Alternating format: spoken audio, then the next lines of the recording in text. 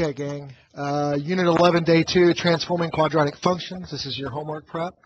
Let's dive right in. I'm going to be comparing linear functions with quadratic functions and talking about how you begin to change the parts of those different functions will actually change what the graphs look like. Okay, so let's start over here with the linear functions. The basic general formula for a linear function is y equals mx plus b. And you guys have seen that quite a bit this year.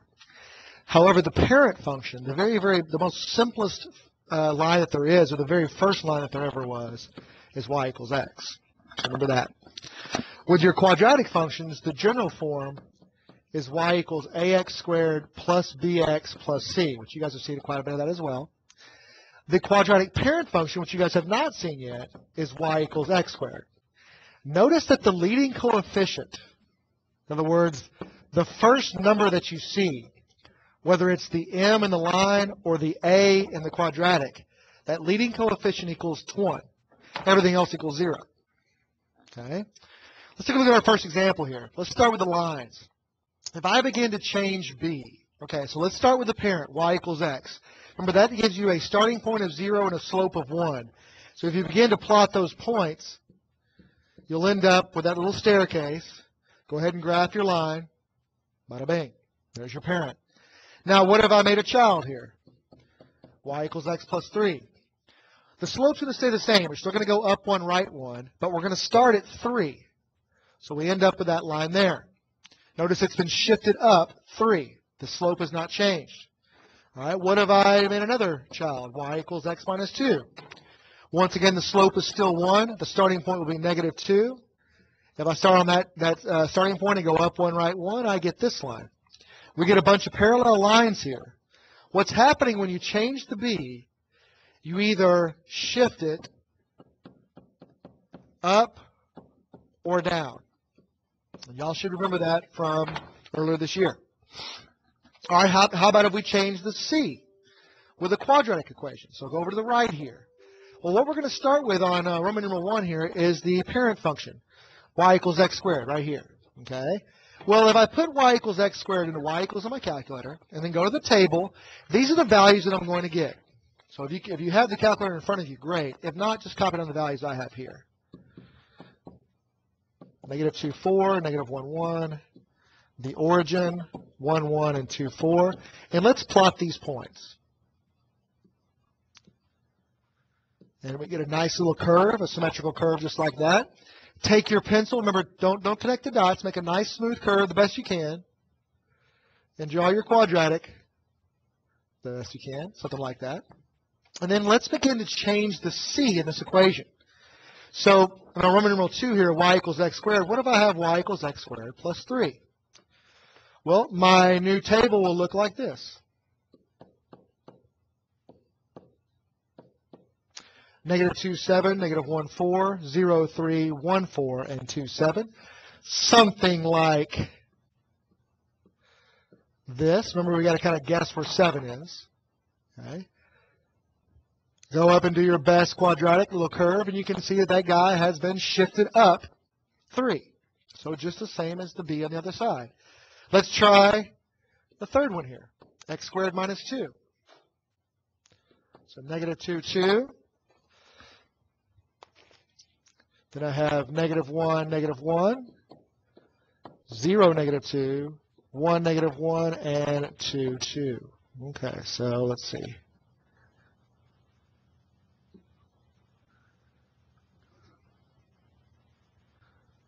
Make sure I'm plotting that correctly. Negative 2, 2, negative 1, negative 1. Here we go. Okay, and as we put our quadratic on top of there, you can see that it's basically the same shape. The only thing that's really occurred is we shifted it up or down. So by changing the c in the quadratic, you get the exact same effect as if you change the b in the line. Okay, so you're basically just changing your starting points. Okay, Roman numeral 2. What if I change the m, or the slope? Okay, well, I started with our parent there, y equals x. I already had that graph, so catch up to me, please. What if I have y equals 3x? Okay, well, now the starting point is 0, and the slope is 3 over 1. So remember, that's like up 3, right 1. So as I began to plot that one, I'd get something like this. Straight edge it. Bada bing, just like so. You can see that that line has become steeper. Next example. Y equals 1/2 x. Well, that gives me a slope of 1 over 2, so I'll go up 1, right 2 from the origin, or down 1, left 2. Draw that line. Bada bing. That line is obviously less steep or flatter than the parent. So by changing the m, you'll recall that that makes it either more or less steep. Please write this with me. Okay, well, let's go over to the quadratics. What happens if I change the a in the quadratics, the leading coefficient? Okay, well, you can see that I already have y equals x squared, the parent graph. You don't need to mess with the table here because we already have it from before. Let's just start with our new ones here. What if I have y equals 3x squared? Well, obviously, these are going to be bigger numbers. So let's see what we get here.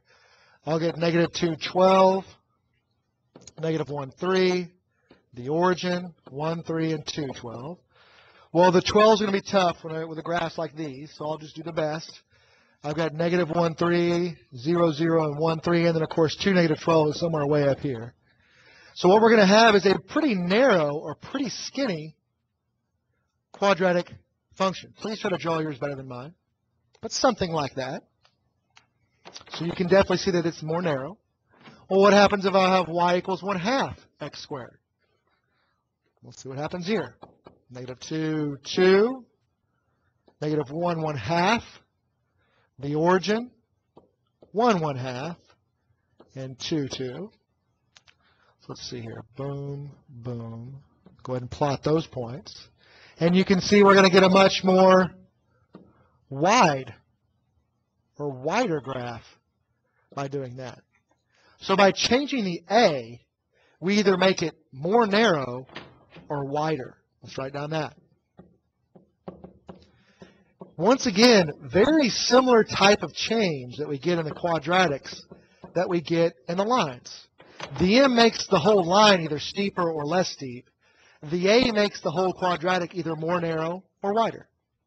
Okay, last kind of change here. Let's say I change the sign of m. You can see I already had the parent down. If I change the sign of m, I'm making that 1x into a negative 1x. I'm still going to start at the origin, but now I'm going to have a slope of down 1, right 1. Okay, I get that, basically that pattern there. Take my straight edge, graph my line, and you can see we get that familiar x where this line has been flipped. Matter of fact, earlier in the year we talked about by changing the sign of m, not only does it flip, but it also flips it over the y-axis. Okay, so that's why you get that x look. Okay, well, let's talk about what happens on the quadratics. I had the parent already graphed, so catch up to me there. Pause the video if you need to. We don't need the table. We already had that there. Well, what happens, though, if I change the sign of a? So if I go from y equals 1x squared to y equals negative 1x squared, well, what you're going to see is a flip. These are the values we would get for the table.